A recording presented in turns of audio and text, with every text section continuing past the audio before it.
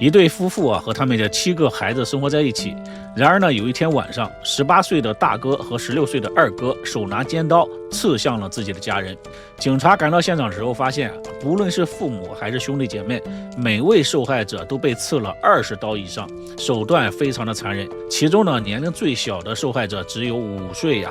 人们都很难相信这对兄弟俩为什么要对自己的亲人下手呢？然而经过审讯之后呢，2名男孩说了，杀害他们自己的亲人只是第一步，他们已经准备好了枪支弹药，光子弹就有2000多发，他们呢还有一个更加丧心病狂的计划。大家好，我是海岩，今天我们来讲段建兄弟灭门案。案件发生在美国的俄克拉荷马州的段建市南端磁石街799号，这里呢住着一家9口。52岁的父亲大卫从事 RT 工作，44岁的母亲埃普尔呢是全职的主妇，还有他们的7个孩子。2015年的7月22日晚上11点多，正在看电视的母亲让3女儿，也就是13岁的克里斯托去叫他们的哥哥去洗碗。3女儿走进了哥哥的房间，却看见兄弟2个人正在穿防弹背心儿。老3以为哥哥们又要玩什么男孩子的游戏。这时呢，二哥迈克尔问大哥罗伯特说：“现在动手吗？”大哥回答：“对。”二哥呢随即就骗妹妹说：“电脑上有好东西玩，来，过来看一下。”当3妹走近的时候呢，大哥从背后猛地用胳膊勒住了她，刀刃刺向了她的喉咙。他们原以为呢一刀就可以毙命，但现实并没有这样。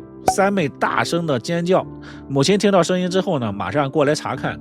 兄弟2个人丧心病狂的攻击随即就转向了他们的母亲。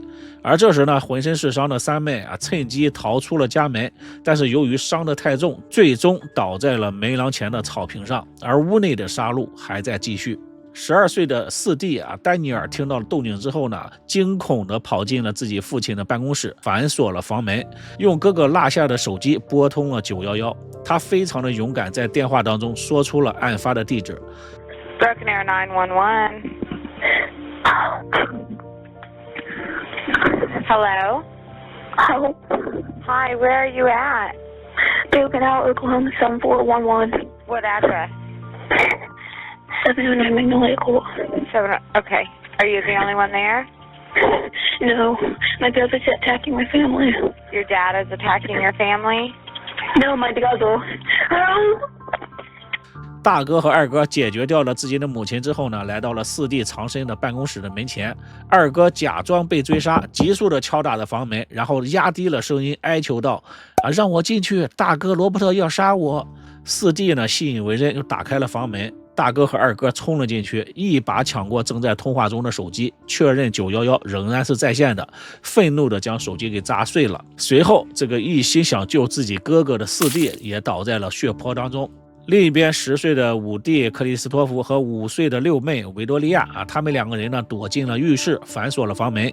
大哥和二哥故技重施，假装求救，然后敲门。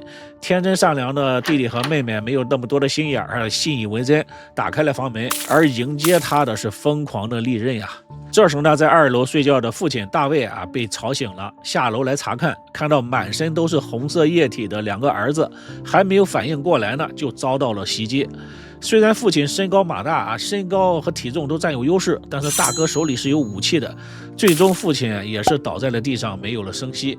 兄弟俩这时呢想起了跑出家门的3妹，他们到了家门口，将3妹拖回了屋子里。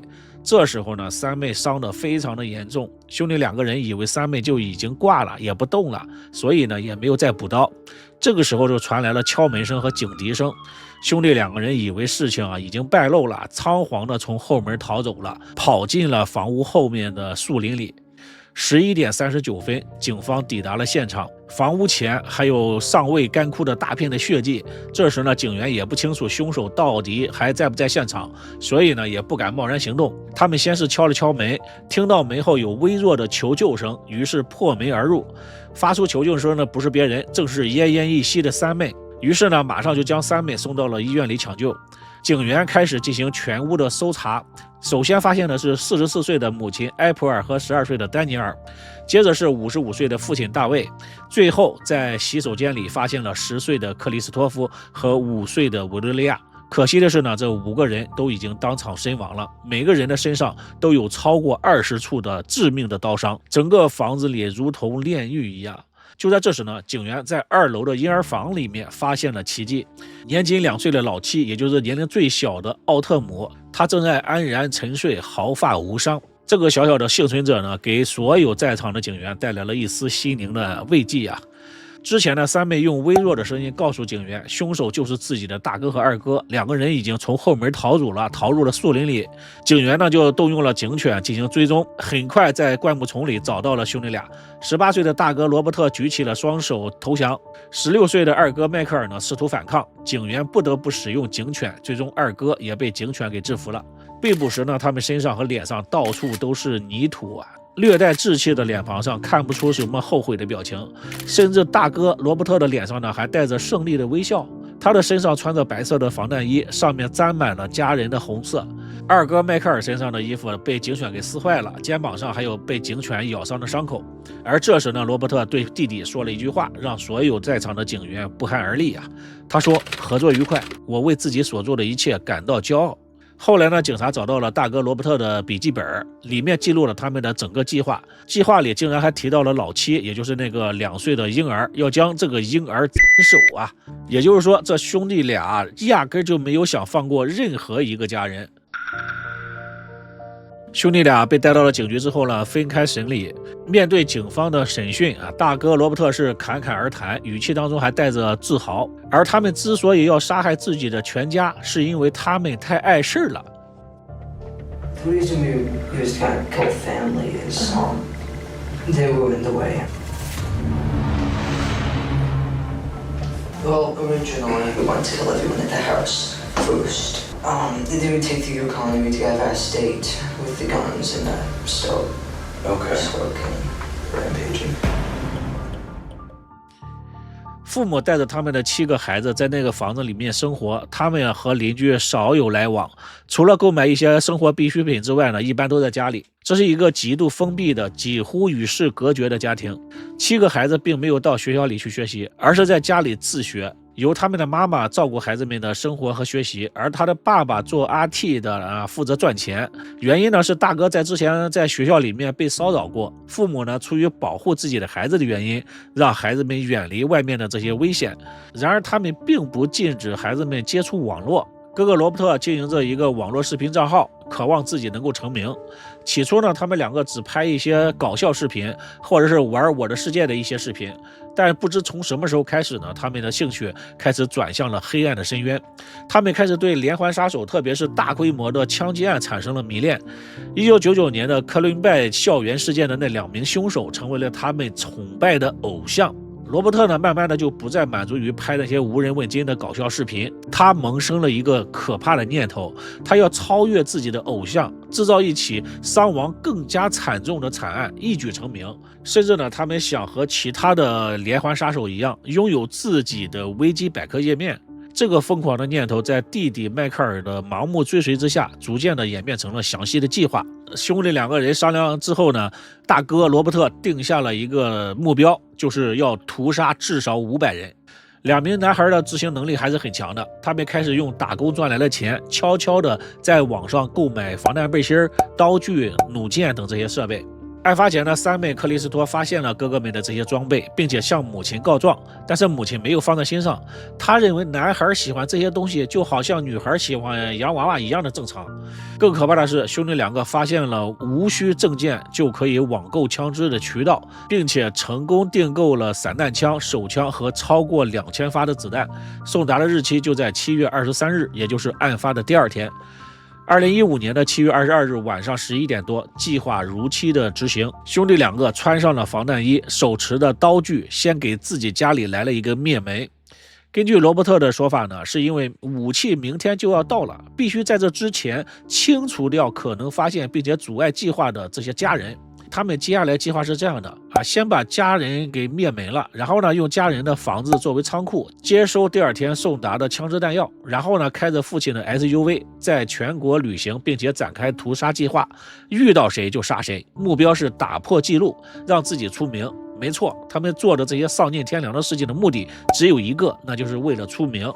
他们甚至在家中安装了摄像机，准备记录杀戮的整个过程，并且呢上传到网络，作为他们成名作的一部分。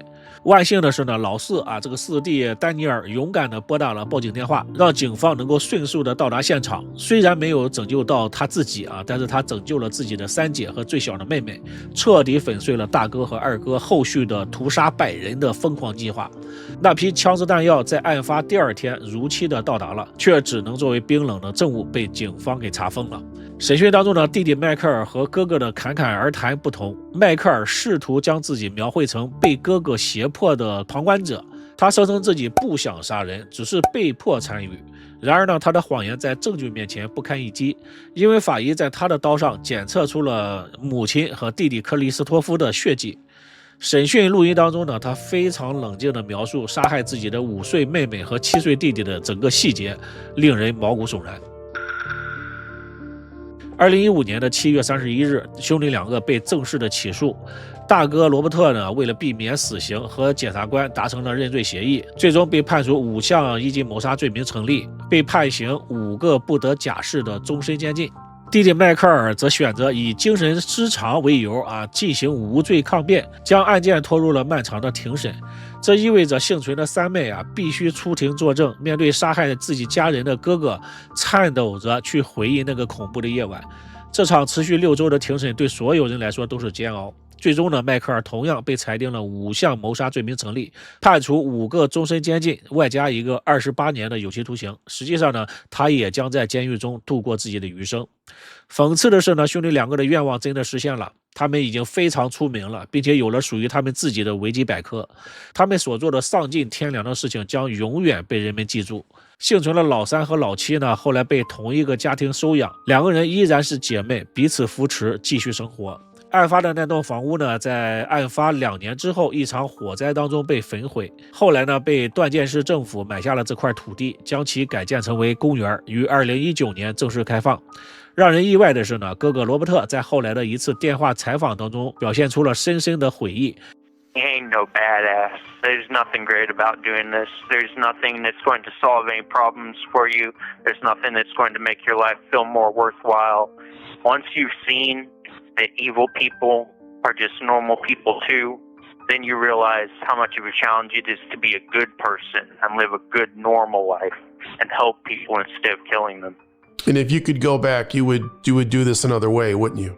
If I could go back and kill myself before I had a chance to do that, I would. That's how serious I am about it. 他将所有的责任揽到了自己的身上，并且告诫年轻人，犯罪一点都不酷，不伟大它解决不了任何问题，也不会让你的人生更有价值。从冷血到忏悔这番转变令人唏嘘，但是这世界上没有后悔药，也没有重来一次的机会，逝去的生命也不可能复活。我们只能活在当下，尽量做正确的选择，尽量选择善良，在错误中不断的成长。好了，以上呢就是今天的案件的所有内容了，感谢收看，别忘点赞支持一下，我们下期再见，拜拜。